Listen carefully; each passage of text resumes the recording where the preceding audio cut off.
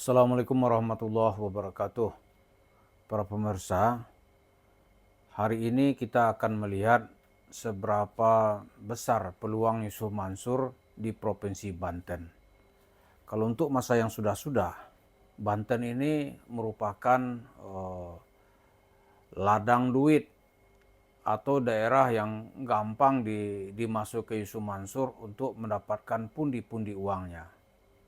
Sampai sekarang di daerah Tangerang dan tidak jauh dari Ketapang itu tanah Yusuf Mansur berseliweran. Entah berapa banyak sertifikatnya. Dulu ada teman mau ngajak Yusuf Mansur untuk menjadi investor, itu saat itu hampir 100 sertifikat yang diserahkan. Ente tinggal pilih ji, kata Yusuf Mansur. Tapi ternyata begitu didekati tidak ada satu sertifikat pun yang boleh digadaikan ke bank. Ini gitulah gitu. Itu menunjukkan kuatnya Yusuf Mansur secara material di daerah Banten. Begitu juga kasus perumahan atau kasus properti Kesa Al-Mansur itu juga terdapat di Provinsi Banten. Untuk yang sudah-sudah, Banten ini bagi Yusuf Mansur merupakan daerah penghasil pundi-pundi uang. Karena masyarakat Banten mungkin ya gampang dia tunggangi, dia kasih cerita-cerita sesat, cerita bohong. Karena bagaimanapun ya masyarakat Banten tentu ingin perubahan nasib. Karena selama rentan waktu yang panjang di daerah ini berlaku selama ini ya ada juga dalam tanda kutip ada jawara Banten gitu. Nah, Yusuf Mansur mencoba mencari jalan pintas dengan cerita-cerita sedekah, cerita orang jadi kaya, dan pokoknya yang wah lah gitu, asal bayar. Nah, tapi sekarang langkah-langkah itu nampaknya akan dihempang oleh dua tiang besar. Yang pertama, hari ini di Banten telah dilaksanakan musyawarah wilayah Nahdlatul Ulama dengan terpilihnya Kiai Nafis Gunawan yang akan memimpin wilayah Banten atau wilayah Nahdlatul Ulama Banten dari tahun 2025 sampai nanti 2030. Selama ini di mana Yusuf Mansur itu bisa eksis, pasti dia itu berdiri atau berlindung di bawah payung Habib-Habib atau kaum Ba'alawi. Di mana kaum Ba'alawi ini sukses mengembangkan cerita-cerita munkarat, cerita yang tidak masuk akal yang bertentangan dengan inti syariat Islam, di sana Yusuf Mansur ada. Tapi begitu Yusuf Ba'alawi ini dilawan oleh tokoh-tokoh agama setempat, biasanya peluang Yusuf Mansur juga ikut tertutup. Di Banten saat ini ada dua pilar besar. Yang pertama tadi itu Nahdlatul Ulama secara struktural.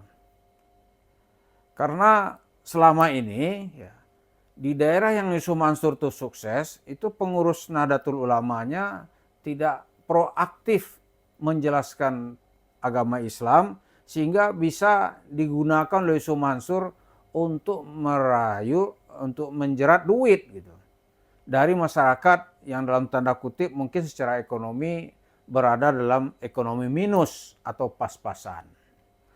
Yang kedua, pilar yang sangat kuat sekarang di Banten itu adalah Kiai Imad atau lebih populer dengan nama lengkapnya Kiai Imaduddin Usman, yang hari ini di Provinsi Banten berdiri paling depan melawan kesesatan kaum Ba'alawi. Yang ditantang oleh Kiai Imaduddin Usman sampai hari ini bahwa kaum Ba'alawi itu bukan zuriat Nabi. Kalau dia bukan zuriat Nabi atau cucu Nabi, darahnya bukan berasal tidak sama dengan darah Nabi, maka biasanya kaum Ba'alawi tidak lagi mempunyai legitimasi, apalagi nanti menampilkan cerita-cerita palsu ke tengah masyarakat. Biasanya kalau bulan Rajab gitu ya, di bulan Rajab ini ya, oh ceritanya hebat sekali. Di mana kiai-kiai lokal kadang-kadang sampai ketakutan. Apa ceritanya misalnya nih? Seperti yang sering digembar-gemborkan oleh para habib itu. Yang pertama bahwa habib-habib itu ada yang bisa mi'raj, Isra Mi'raj, maksudnya bisa mi'raj ke langit dalam satu malam itu 70 kali. Nabi seumur hidup cuma sekali. Tapi karena wibawa dan pengaruhnya yang luar biasa ini, kiai-kiai lokal ini takut membantah. Bahkan tidak berani membantah. Gitu.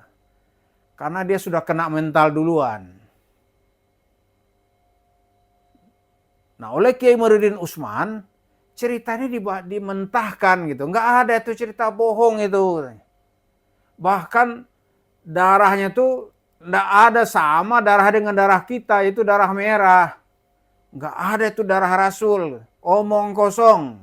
Nah, kalau ini sampai sekarang kaum Balawi nggak bisa membantah dan membuktikan bahwa mereka itu memang keturunan dari Rasulullah Shallallahu Alaihi Wasallam. Nah, kiai-kiai yang ketakutan ini sekarang sudah mulai juga dihukum oleh masyarakat, gitu. Dengan tidak lagi mempercayakan sedekahnya, infaknya dan bantuannya ke pesantren-pesantren yang dipimpin oleh kiai-kiai yang tidak bisa membicarakan kebenaran, walaupun hanya dengan satu pertanyaan. Pak Kiai, benar nggak Pak Kiai? Katanya ada Habib yang bisa mi'raj ke langit dalam satu malam 70 kali. Kiainya malah ketakutan, nggak berani bilang, oh itu nggak benar itu. Nggak berani dia. Karena dia takut sekali. Jadi karena ketakutan nih, akal kiai ini sudah nggak jalan gitu. Menyatakan kebenarannya nggak berani dia. Nah, oleh Kiai Muhyiddin Utsman, kiai-kiai ini juga sekalian ditantang gitu. Jadi dengan adanya kepemimpinan baru di NU di wilayah Banten, yang kita berharap ini juga melakukan proaktif menjelaskan agama Islam, yang menjelaskan itu bahwa kaum Balawi itu bukan zuriat Nabi. Kalau dia bukan zuriat Nabi, maka segala produk yang dia bawa itu adalah produk palsu. Termasuk nanti yang menunggang di belakangnya itu Yusuf Mansur. Nah, ini biasanya Kiai Muhyiddin Utsman sangat tegar dan berani berdiri paling depan menjelaskan ini. Karena itu kalau dua ini berjalan dengan baik, maka peluang Yusuf Mansur itu sangat sulit. Gitu. Tapi kalau dua pilar ini kendor gitu, maka orang Banten terpaksa menjadi sasaran santapan Yusuf Mansur. Untuk diambilin duitnya, dikasih cerita tipu, dan tidak akan mungkin terwujud kebenaran. Sedekah, kaya, ya omong kosong itu. Nanti Yusuf Mansur dengan cerita, oh enggak percaya, sudah, tapi duit orang udah dia bawa pulang. Nah, jadi kenapa Banten ini kita fokuskan juga gitu. Karena sejarah di daerah ini adalah sejarah orang-orang pemberani. Sejarah orang-orang yang berani mengatakan kebenaran bahkan melawan kebatilan. Misalnya kalau kita lihat jauh ke belakang, di Banten ini ada terkenal sebuah buku yang merupakan lawan berat dari imperialisme di seluruh dunia. Buku itu berjudul Makhaflar yang ditulis oleh Multatuli. Buku ini kemudian menjadi inspirasi perlawanan orang-orang tertindas di seluruh dunia. Dan buku itu diinspirasi dari cerita penindasan terhadap buruh-buruh atau perbudakan di kebun kopi di daerah Lebak. Buku itu terbit pada tahun 1860 Masehi. Kemudian dilanjutkan lagi dengan cerita apa yang ditulis oleh Profesor Dr. Sartono Kartodirjo itu pemberontakan petani Banten. Sebenarnya kalau kita lihat itu sebenarnya pemberontakan Islam sebenarnya, umat Islam sebenarnya melawan penjajahan. Tapi biar cocok dengan tipologi analisis sosioantropologi, maka dibuat petani gitu.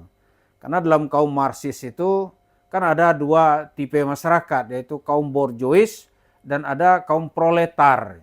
Nah, petani itu adalah basis bagi kaum proletar. biar mendekatinya enak disebut pemberontakan petani Banten. Nah sekarang di awal tahun 2025 ini orang Banten kembali bangkit. Apa kembali bangkit? Itu lihat itu laut yang dipagar di daerah Tanjung Pasir sampai ke Kronjo yang luasnya, yang panjangnya lebih dari 30 km, masyarakat turun tangan sekarang ini. Nelayan-nelayannya bangkit. Dan begitu juga Banten ini aset Republik. Karena di daerah Bayah inilah tempat Tan Malaka bersembunyi dan menyusun buku-buku yang diarahkan sebagai bagaimana cara melawan penjajahan Belanda. Gitu.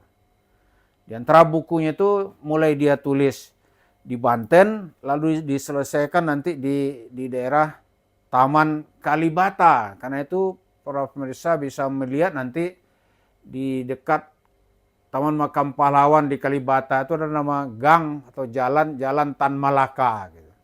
Itu tidak terlepas dari jasa dan inspirasi orang Banten. Bahkan Tan Malaka juga menyelamatkan dirinya di daerah Bayah dengan nama samaran saat itu yaitu Husen. Dan dia baru muncul ke hadapan Soekarno 2 hari menjelang kemerdekaan Republik Indonesia. Jadi jangan main-main dengan orang Banten.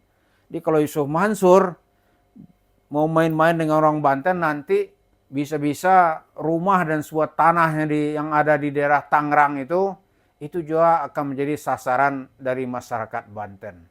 Jadi kita harapkan ya Kiai Imaduddin Utsman dan pimpinan NU yang baru dilantik itu akan memberantas pengaruh Ba'alawi yang menyesatkan masyarakat. Jadi cerita Yusuf Mansur ini ya dia mau ngumpulin duit, mau bangun warung steak dari cerita orang Banten, rasa-rasanya dia akan kesulitan gitu. Karena itu mari kita doakan perjuangan masyarakat Banten ini diberi kekuatan oleh Allah Subhanahu wa taala. Assalamualaikum warahmatullahi wabarakatuh.